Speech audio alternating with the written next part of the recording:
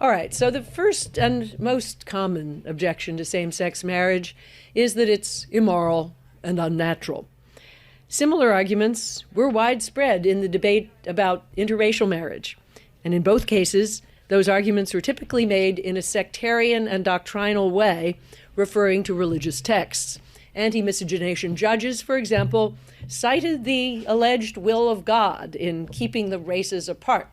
In fact, the Supreme Court of Virginia, in a case that ultimately led to the overthrow of those laws, said that Almighty God had placed the races on separate continents and showed that his will was that the races should not mix.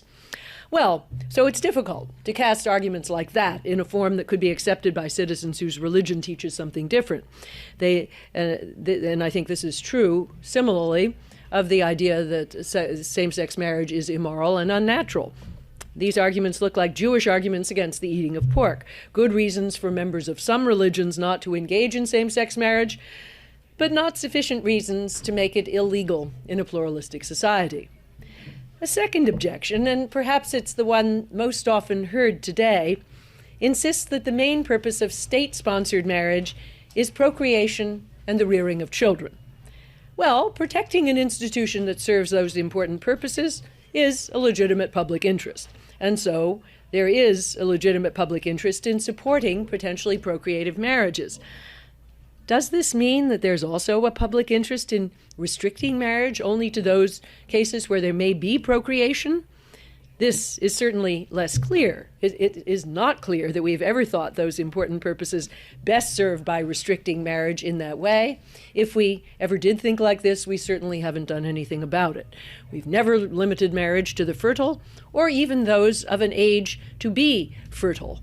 People who don't even meet each other, prisoners serving life terms without prospect of parole, have been held to have a fundamental constitutional right to marry. And those opinions explicitly state that they won't ever meet each other. And, well, if they should by chance ever be able to consummate the marriage, well, that would be an additional thing. But it wasn't what their right to marry was based on. So it's very difficult in terms of the state's interest in procreation to explain why the marriage of two heterosexual 70-year-olds should be permitted, and not to mention those life-term prisoners, and the marriage of two men or two women should be forbidden. All the more since so many same-sex couples do have and raise children. As it stands, then, the procreation argument looks two-faced, approving in heterosexuals what it refuses to tolerate in same-sex couples. Sometimes this argument is put a little bit differently. Marriage, the objector says, is about the protection of children. And we all know, don't we, that children do best in a home with one mother and one father. So there's a legitimate public interest in supporting an institution that fulfills that purpose. Well, put this way, about the protection of children, this argument cites a legitimate public reason to favor and support heterosexual marriage, though of course it's less clear why it would give a reason to restrict marriage to those sorts of cases. Its main problem, however, is with the facts. Again and again, psychological studies have shown that children do best when they have love and support, and it does appear there's some evidence that two-parent households do better at that job than single-parent households for obvious reasons of economic stress. There's no evidence, however, that opposite-sex couples do better than same-sex couples. There's a widespread feeling that this just can't be right, that living in an immoral atmosphere must be bad for children. But when the welfare of children is defined in a neutral manner, not in a religiously inflected manner, there is, in fact, no difference. A third argument is that by conferring state approval on something that many people believe to be evil, same-sex marriage will force those people to bless or approve of that thing, thus violating their conscience.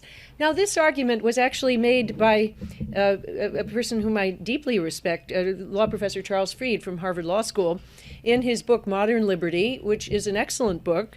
And it's a book which strongly assails the sodomy laws and defends spheres of liberty around each person. So it's an interesting thing that Fried draws the line at same-sex marriage, and he does it because of this idea of enforced approval.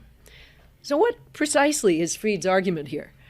Fried is not suggesting that the recognition of same-sex marriage would violate the free exercise clause of the First Amendment, And I think that would be a perfectly impossible position to take, given the precedents.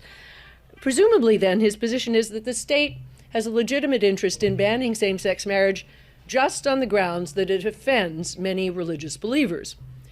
Now, this argument contains many difficulties, and I have to say that there's a footnote that raises alarm in me, where Fried says that even to think about ending the sodomy laws, we need to stop ourselves from thinking about the sex acts performed by gays and lesbians. And I think, why do we have to do that?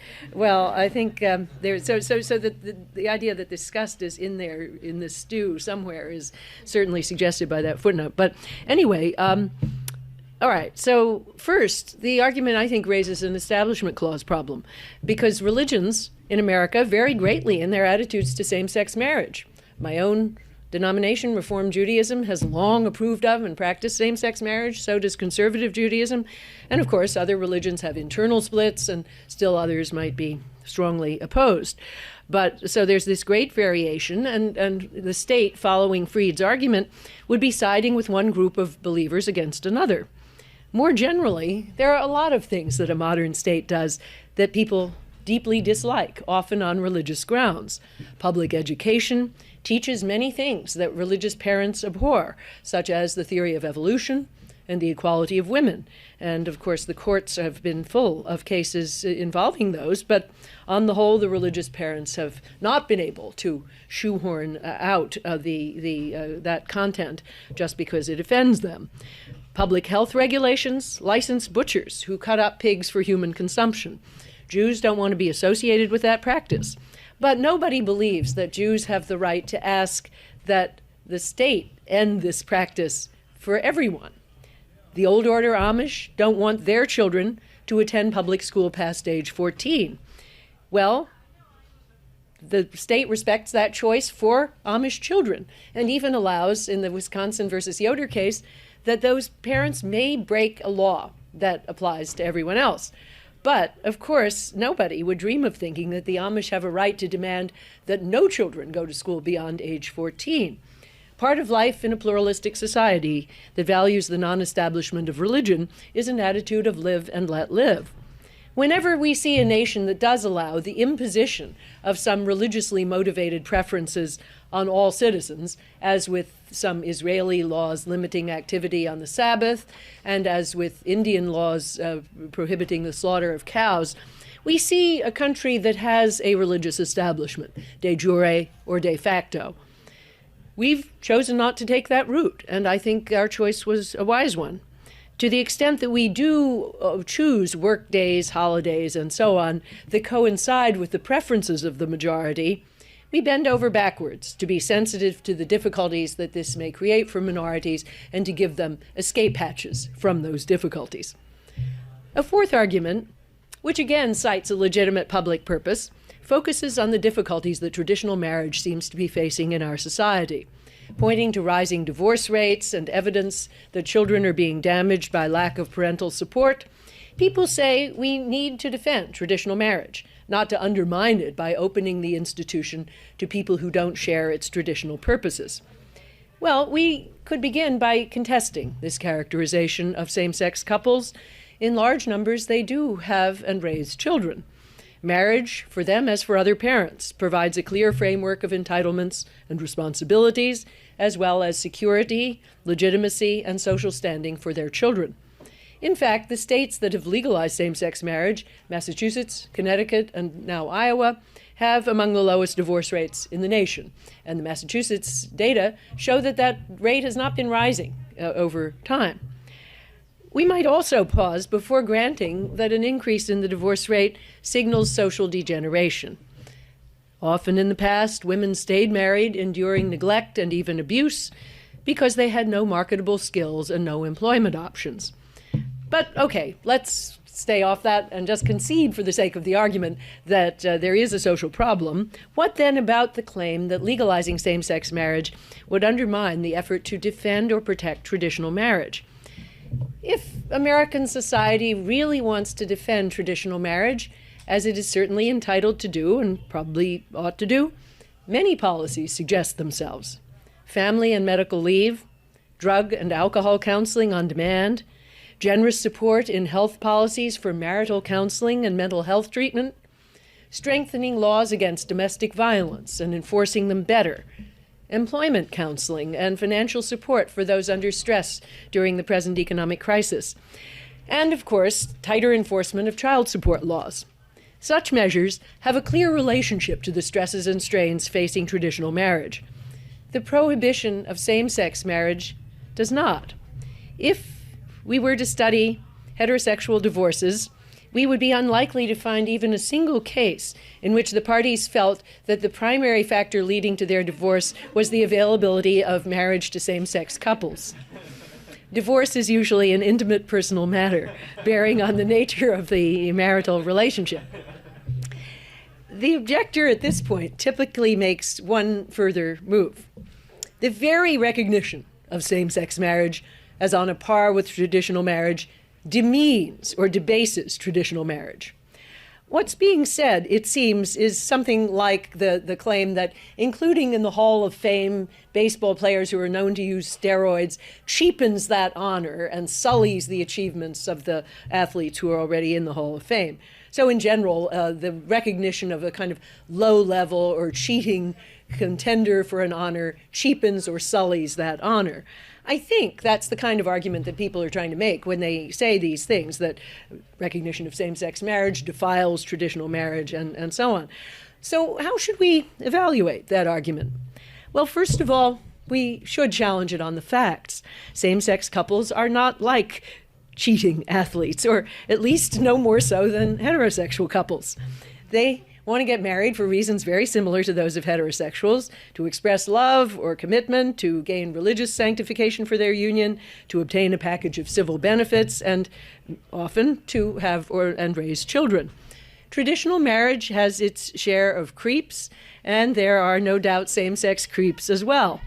But the existence of creeps among the heterosexuals has never stopped the state from marrying heterosexuals. Nor do people talk or think that way. I've never heard even one person say that the willingness of the state to marry Britney Spears or O.J. Simpson cheapens or sullies their own heterosexual marriage. But somehow, without knowing anything at all about the character and intentions of the same-sex couple down the street, they do think that their own marriages would be sullied by public recognition of that union. If the proposal were to restrict marriage to worthy people who have passed a character test, it would at least be consistent, though I think very few people would really defend such an intrusive regime. What's clear is that those who make this argument don't fret about the way in which immoral or unworthy heterosexuals may sully the institution of marriage or lower its value. And given that they don't worry about that, and given that they don't want to allow marriage for gays and lesbians who have demonstrated their fine character, it's difficult to take this argument at face value. The idea that same-sex unions will defile traditional marriage, I think, can't be understood in the end without moving down to the terrain of disgust and contamination. The only distinction between the class of heterosexuals and the class of gays and lesbians that can possibly explain the difference in people's reaction is that the sex acts of the former do not disgust the majority and the sex acts of the latter do. The thought must be that to associate traditional marriage with the sex acts of same-sex couples is to defile or contaminate it in much the way that eating food served by a dalit used to be taken by many people in India to contaminate the high caste body. Nothing short of a primitive idea of stigma and taint can explain the widespread feeling that same-sex marriage defiles or contaminates straight marriage.